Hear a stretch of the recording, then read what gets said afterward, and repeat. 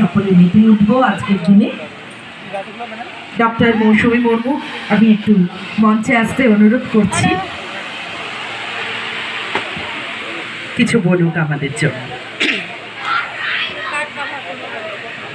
নমস্কার, শুভ সন্ধ্যা। আজ ঝাড়গ্রাম বই মেলার অন্তিম লগ্নে আমরা পৌঁছে গেছি। তো সত্যি ভীষণ ভালো লাগছে। কার্যত আমি ভীষণভাবে গল্প বই পড়তে ভীষণ ইন্টারেস্টেড এবং আমি প্রায়ই পড়ি।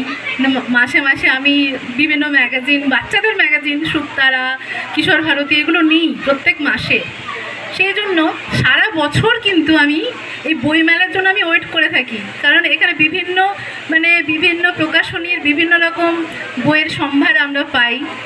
তো সেজন্য আমি প্রত্যেকবার, এবারেও আমি কিছু 2-4 দিন আগে আমি এসেছিলাম, তো মাঝে আমি ছিলাম না, কলকাতায় যেতে হয়েছিল, তো সেই জন্য আমি আসতে পারিনি। তো আজকে আমি ভাবলাম না, আজকে আমাকে তো যেতেই হবে লাস্ট দিন।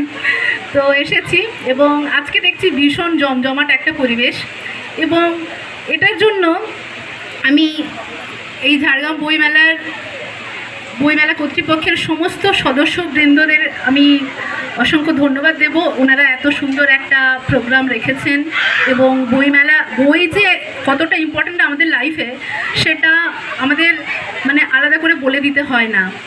তো সোশ্যাল মিডিয়ার এই যুগে বই কিন্তু সমানভাবে, সে আদিকালে যেমন এটার ইম্পর্টেন্স ছিল, সেটা কিন্তু এখনও সমানভাবে অ্যাপ্লিকেবল। তো সেই জন্য আমি বইমেলা কর্তৃপক্ষকে অসংখ্য ধন্যবাদ দেব, এবং সঞ্চালিকা প্লাস সমস্ত মেম্বারদেরকে আমি অসংখ্য ধন্যবাদ দিয়ে আমি আমার বক্তব্য শেষ করছি। নমস্কার।